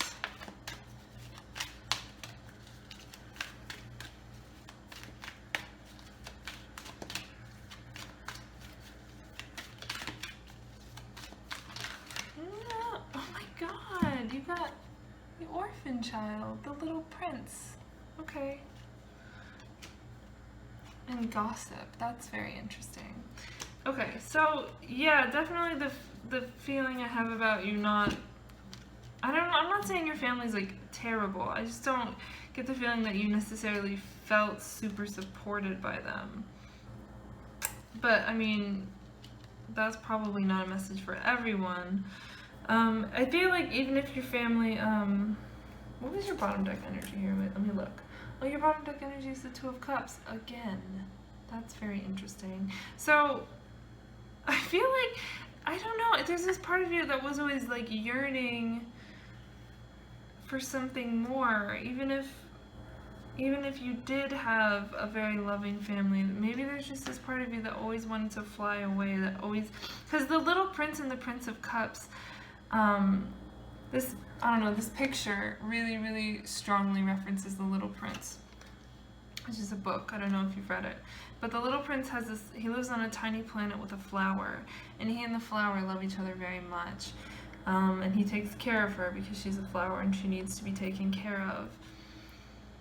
But he has to leave, he has to go away and explore because he just doesn't know enough about the universe, enough about the world. So even if you kind of had enough, there's a sense that your soul was always being called away. Yeah, just that sense that like you couldn't just be satisfied by ordinary love. You needed to discover more. You needed to explore the universe. You needed to explore the world around you. You needed to explore yourself. And that's that hermit energy as well. Because there's just so much energy here. There's so much growth and there's so much potential that even though it's like, yeah, you're just maybe a bit of a loner. You may be drawn to being alone. With the gossip, it feels like a lot of your connections will feel superficial. Like it feels like you can't bring your real self to them, so it's just kind of chatter or small talk. It doesn't feel like you get to bring your full self, and that's why you got the Two of Cups showing up as bottom deck energy over here. It's here, and then you got mirrored souls. It feels like you really, really yearn for like, not even just romantically, but also for a real sense of like having a partner, another half, a twin. It's something And it's really, really painful to feel like you're stuck in this lower vibrational communication with people where nothing's really being said or expressed. And the reason this is showing up as a gift is, I think, is it keeps you exploring. It pushes you into situations where maybe you've tried to be with people who weren't really right for you, and so that taught you the lesson of self-worth. It puts you in situations where you have to be alone, and that gives you the ability to develop your strength. So yeah, it's just this understanding that all of our weaknesses are also strengths. Yeah, and so we may feel very impoverished in terms of our everyday life, like there isn't enough, there just isn't, like our reality isn't really that real at all. And that pushes us toward exploring greater realities and bigger realities, which is essentially what we need to do to grow on a soul level. Anything else?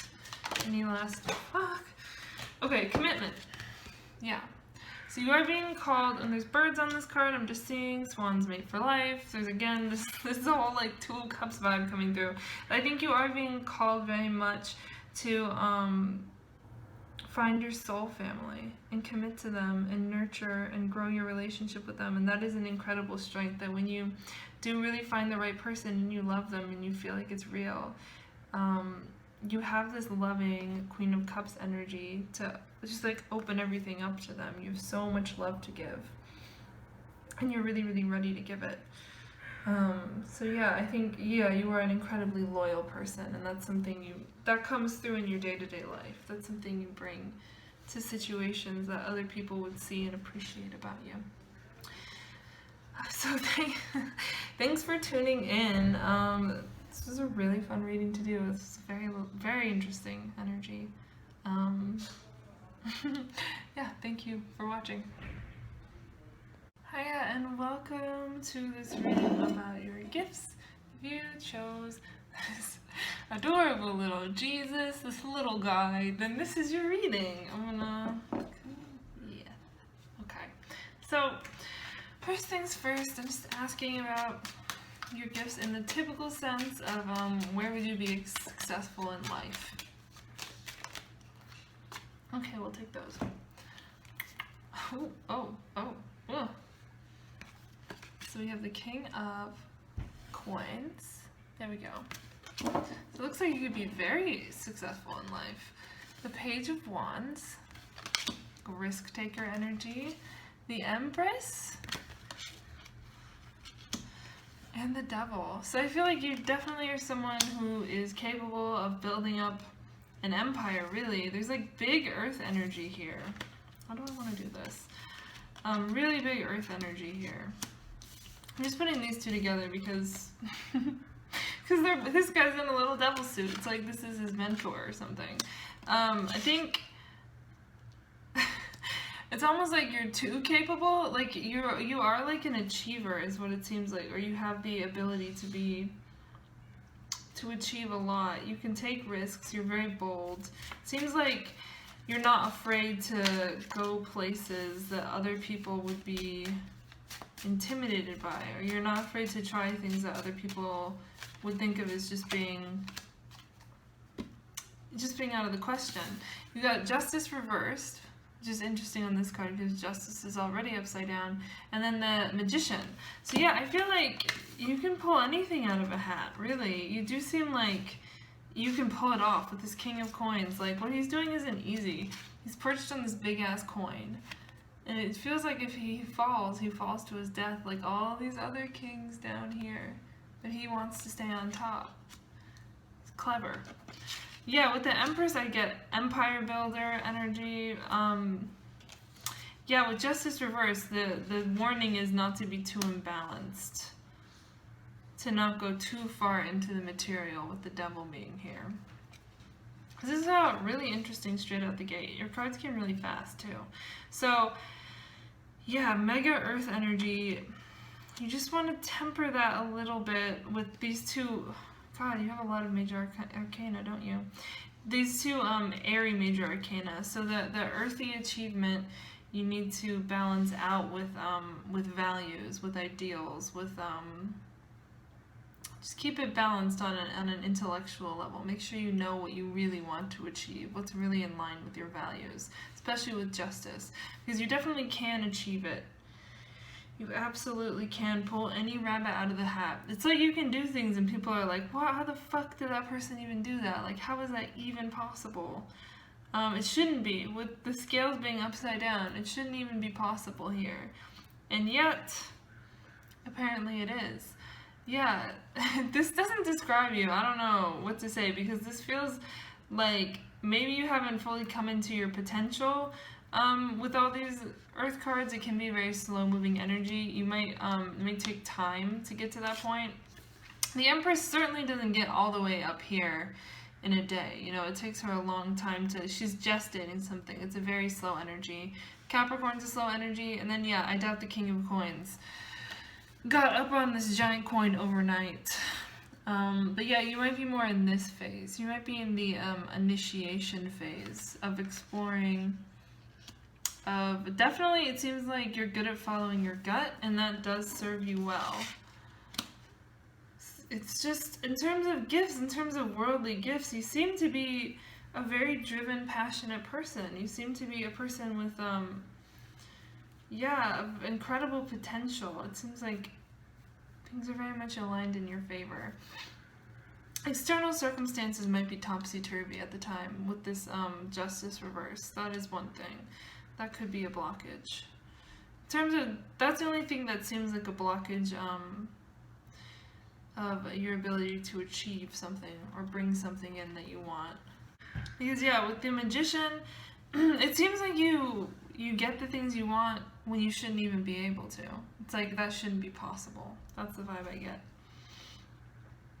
Yeah, it might take you a long time because the Magician is master of all 4 elements. So you may be in an initiation phase, just beginning to master them. That is possible. So speaking of initiation, let's ask about your spiritual gifts. Do not give me that many cards. That is annoying. Okay, initiation, new chapter, bing bang boom. That feels right. Anything else? You can jump out if you want to jump all the way out. I feel like the cards are like really talkative with you. I don't know who you are and why you chose this silly Jesus, but that's interesting. Okay. I'll take 2, fine. So we have Let Go. Sorry about the glare. It's going to be that time of day when everything gets a little bit glary. Is your next card. So I do think that card is very much in response to this devil energy here. There's just a slight warning to, and with Let Go as well, to not get too caught up in the material. All of these cards are very, there's not really any signs of humanity on them. Like, they're very vague shapes and figures. With New Chapter especially, it kind of just looks like this fountain like bursting out. It could also be a doorway, but it's very nebulous. It's very indistinct. Yeah, it feels like you're being called to let go of whatever came before and step into this Magician's energy, which is such a vague thing to say, like, let go of everything that came before. But yeah, it just feels like I'm seeing these roots, like, if you can see on this card, there's these roots, and they're sort of just like out in space, freewheeling it. So it's kind of like, in terms of your worldly gifts, you have some very earthy energy. But in terms of your spiritual gifts, you're being asked to not stay too rooted in that physical material side of things. You're being asked to very much ground into your heart chakra, into your, especially with unconditional love, I'm feeling like you're being called to love yourself for your qualities that are not impressive. The sense that, like, even if you couldn't get to this King of Coins level, this Empress level of having built up an empire, to really recognize your value beyond that, to find a way to, because yeah, the idea is with conditional love, it's like, I love myself as long as I can achieve my 5-year plan, or as long as I, you know, go to the gym 6 days a week and stay on top of all that. It's like, Can you love yourself if you strip away every single impressive aspect or element of who you are? Can you just love, like, for God's sake, I'm trying to make a point. Can you love your naked self, your buck-ass naked self, going into the chambers of your unconscious mind, the darkness down there? Can you love that? That's what you're being challenged to do on a spiritual level. That's the new chapter. Yeah, I mean, you may have achieved a lot of stability in your life, and this could vary from person to person because it's a general reading. For some of you, a lot of stability is just like having a job and a car, and then like enough money left over to eat out once a week. That could be your like king of coins realness. Some of you could be small business owners. Some of you could have careers that are actually quite successful. You could be creators of some kind with the Empress. Some of you could have a lot of people under you with the Devil in what you do. It really depends. But in terms of your spiritual gifts, you're kind of being asked to not like necessarily let go, like walk into the ocean and leave it all behind, but let go, like don't let your ego, with these two cards, don't let your ego invest too much in these worldly achievements, because like you should be proud of yourself. Any sort of amount of material stability we manage to carve out for ourselves is impressive, because it's very hard to live in this world at times. But it's about not letting our ego getting too wrapped up in the external trappings of what we've done.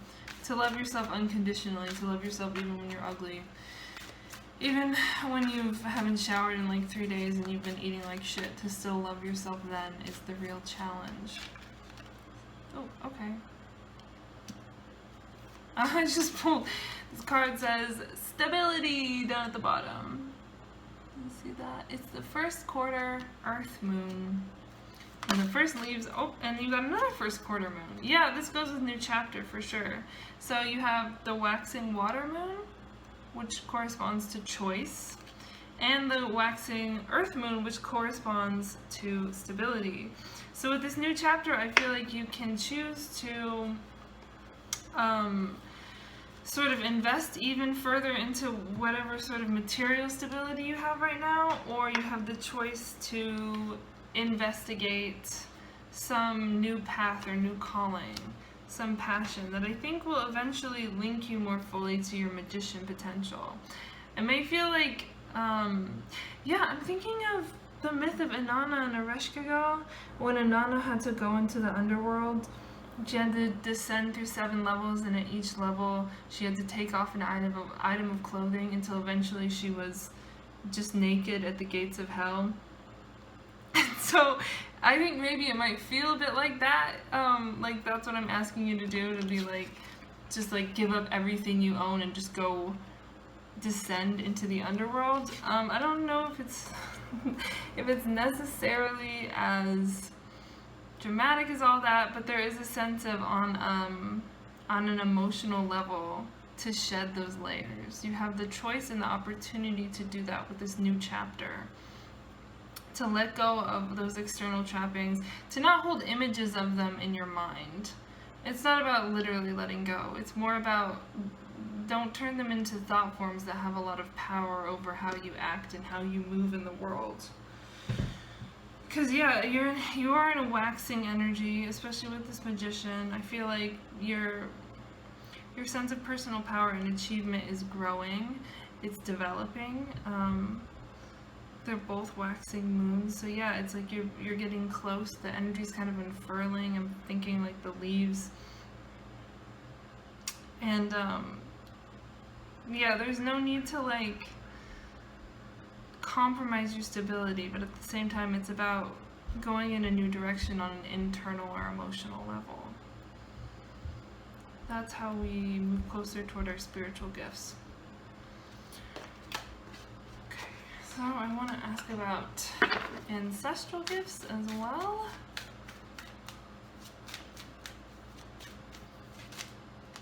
Oh, the Beast of Cups. That's very interesting. So it's going to get you an animal spirit card. You already got an animal from the Crone deck. Let's see, anything else? That's 2. Oh my god. Weird. So you got the Beast of Discs. I don't know if you're a person who's really drawn toward animals or something, but that's interesting because there's like 4 animals in that entire deck and you got 2 of them. We get an animal from this deck as well. Oh my goodness. The deer. I think the deer represents renewal and regrowth. The Stag King is what I'm thinking of. The Stag King would be killed in the Great Hunt. They also did this with pigs as well. So again, weird message, but there is this need to maybe challenge your own ego a little bit, turn it over on its head. Yeah, your bottom deck energy is the Star. You need to connect to something greater than yourself. And I think unconditional love is what I'm getting with that card over there. You may, because I was asking you about your ancestral gifts, you may come from a very grounded or pragmatic background. You may have been raised in a household that was very focused on material achievement. That didn't necessarily give you a strong spiritual framework. That's not true of all of you, though. I think, yeah, you were meant to enjoy life, is what I'm getting. With the Beast of Discs and the Beast of Cups, the frog just kind of like sits in the river and let the waters like wash over her and just like baptize her and just receives that energy. And the pig as well. The pig is a more aggressive energy, but the pig loves to live. The pig loves mud. The pig loves rooting around, eating everything. Just like very, very grounded and earthy. And I do think that that is a good thing for you. I think you're being asked to expand a little bit here, to come into higher potential. But like, it is a gift to enjoy your life, to enjoy your body, to enjoy the experience of being enfleshed. Yeah, I'm just saying the symbology of the deer is instinctual energy, independence, and regeneration. So yeah, it is a wonderful gift to be financially independent. It is a wonderful, wonderful gift to have strong instincts that you can follow with this magician. Yeah, so I do think that your spirit guides are not at all asking you to be like an aesthetic. How do you say the word aesthetic? A-S-C-E-T-I-C, that word. They're not asking you to be like a wandering hermit or a beggar. It's just about balancing that energy. The frog, I feel like, is a more spiritual energy. You're sort of receptive to the waters of life. They can live on both the water and the land, so you get that dual nature, that fluidity of self. And then the pig is more like a person. They have a really big impact on their environment. They're very aggressive. They're smart. They're kind of scary. I feel like that's a very human energy. And then the deer does feel more spiritual as well. So I feel like you have a strong mix of earthy, grounded, prosperous, and ambitious energy, with then a sort of more spiritual and creative sort of side to you. Yeah, so all you're really being asked to do is just kind of expand further with this waxing moon. You haven't gotten to like your full potential. It's just about slightly detaching from the physical side of things and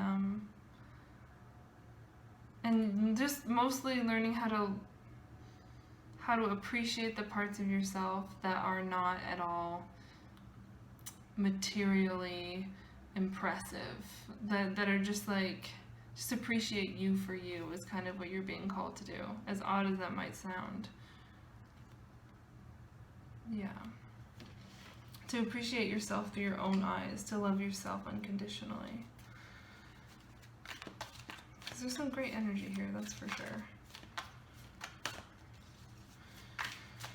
Okay, and then yeah, what are the gifts of your talking self? Your everyday self. Uh-oh. This is interesting. So you got the victim, and it did come out reversed. So it does seem like you may have a problem with appreciating yourself. You may be very down on yourself naturally. You may have been listening to this whole reading and been like, what in the fuck are you even talking about? Fair enough. And Virgin. Okay, this is a really interesting energy. I think, it just feels like there's this whole untapped side of you, which makes sense, because this is the Devil, the King of Coins, and the Empress is really big energy to pull. So I can see how maybe those are untapped potentialities inside of you. And you're just now going into this new chapter. That makes sense. Yeah, with the beasts, you may feel like you're kind of like low on the totem pole, so to speak.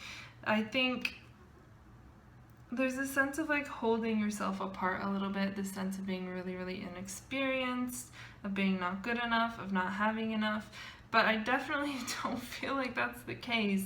I feel like you have a lot. If you don't have a lot materially, then you have a lot potentially. There's a huge potentiality here.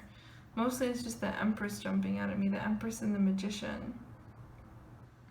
Yeah, with the waxing moon, it's like you're still growing. You're still on your way to your greatest potential. You haven't even gotten to your full moon stage yet. So if you're judging yourself on what you have or haven't achieved yet, you still have a lot of time. You're still moving forward.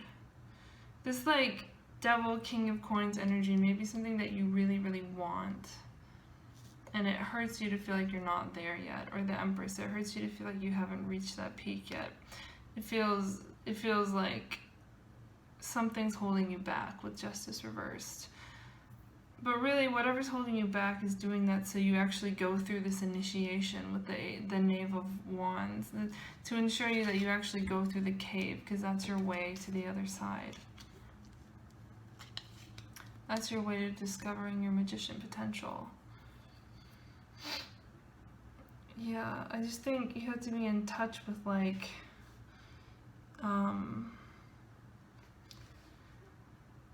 just the most basic parts of yourself, to like be able to look at those parts of yourself and not hold them in contempt, but recognize their value. Like, you know, a frog is a very humble little animal, but it represents the ability to understand your environment just by being it, to blend in seamlessly in your environment, to take in the signals. The frog like senses things through their skin, or just in the environment. Just by hunkering down in one place, they see and they feel everything and they understand everything. It's that learning process. And they start out, you know, they go through a big transition as much as a butterfly does. They start out as an egg and then a tadpole, and then that weird awkward little phase where they're like kind of a frog but they still have a tail. You might just be in that phase, like and you know, deers look really awkward too when they're first growing their antlers. It's an awkward, weird little phase to go through. It's definitely not easy. But yeah, I just think you're being called to like embrace this new chapter, to love yourself in spite of whatever limitations you perceive about yourself, and to really let go of the ideas of what you should have achieved by now, or what you should be, or what someone else is and you aren't, because those are not serving you, of course. I mean, of course we know that. It's like a little bit easier said than done. But you got big energy. You got really, really big energy. So whether or not you identify with that, I do think it is there for you. But as long as we have this victim mindset, like, it is a learning experience. We have to learn not to disempower ourselves, because with the Magician, our thoughts have power. The way we articulate situations to ourselves and the way we relate to our circumstances can end up reinforcing the negative parts of our lives and keeping us trapped in that energy. Keeps us in this sort of unlived life, this state of feeling like we're waiting for our prince to come and save us. So the Gardener. So yeah, you're being called to invest in yourself, to put that energy into your garden, to plant your seeds. With the waxing moons, I definitely feel like to recognize that it takes time for plants to fully fruit, to fully grow. Don't cut yourself off early. Don't be like, oh, I quit, I can't do this, before you've gotten like a full cycle, a full maturation process.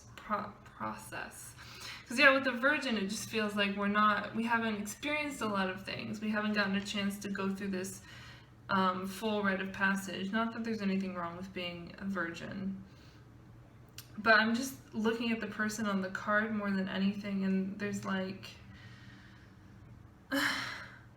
I don't know, because it's just these two cards together, the way they're both holding themselves, they just seem like closed off, like they're not connecting. So it's just interesting.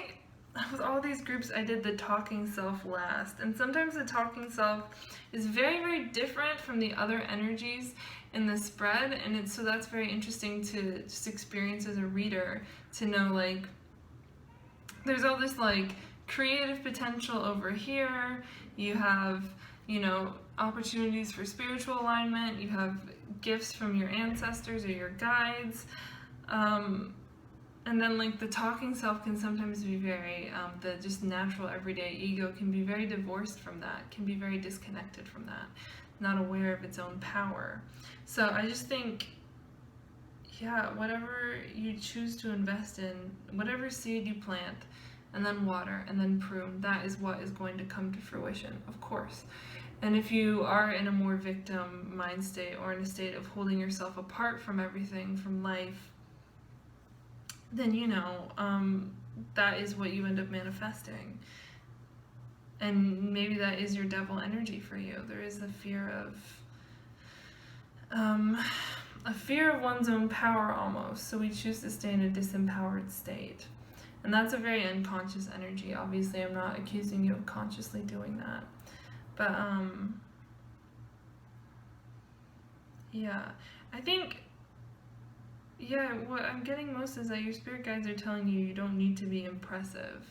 You don't need to be at a certain level or a certain point at all. With your little beasts, it's like, it's about just having the experience, fully embodying the experience, fully integrating into your experience of being a person, of your body, of your life, of yourself.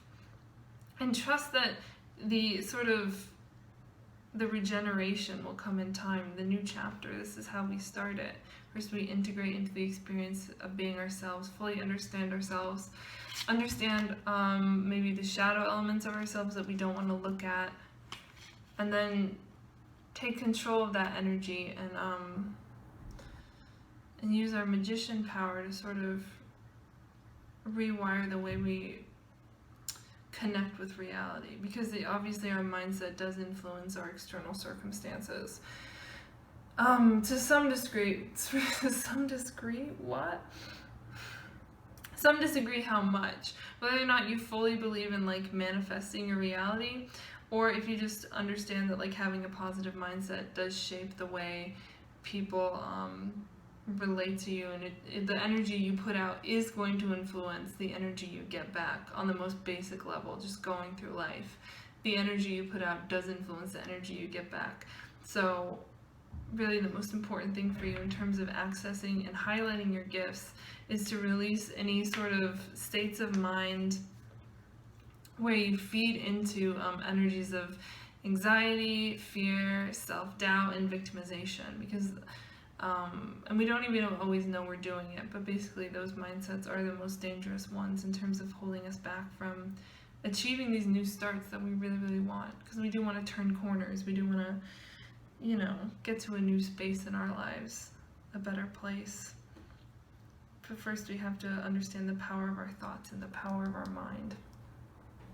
So that's all I have for you. I hope that was helpful. This is really nice energy. I know maybe it seems like it wasn't, but I really enjoyed reading for you, so thank you very much. Bye!